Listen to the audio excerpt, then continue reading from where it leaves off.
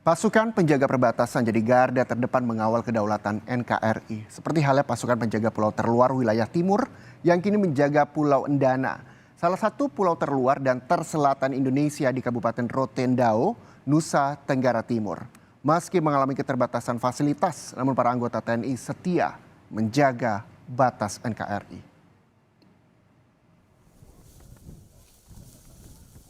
Sejumlah anggota TNI Angkatan Laut Korps Marinir ditugaskan untuk berjaga di pos jaga Pulau Endana, Nusa Tenggara Timur di wilayah kepulauan.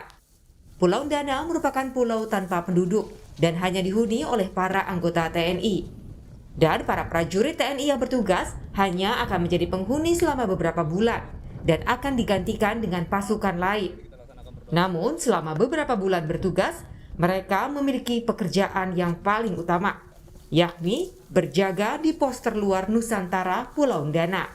Salah satu kegiatan rutin lainnya yakni membersihkan senjata sebagai salah satu hal penting sebelum melakukan patroli.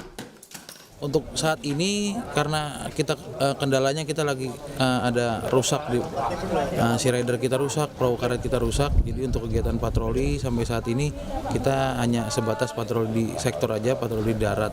Nah, untuk patroli laut kita belum bisa laksanakan sekarang karena keterbatasan tadi.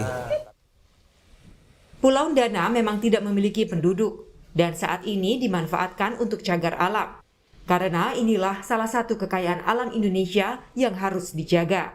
Sebagai gambaran, untuk menuju Pulau Endana bisa dimulai melalui Kota Kupang, ibu kota Provinsi Nusa Tenggara Timur, menuju Pulau Rote, yang ditempuh selama 2 jam penyeberangan.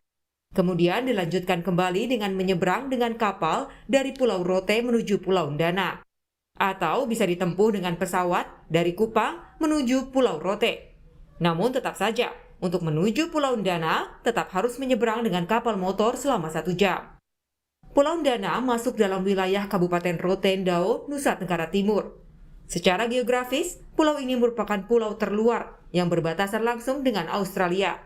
Selain bertugas menjaga perbatasan, para pasukan ini juga selalu bersosialisasi dengan warga luar yang datang untuk menggelar kegiatan di pulau terluar ini, seperti menggelar upacara 17 Agustus bersama para peserta jelajah sepeda rote.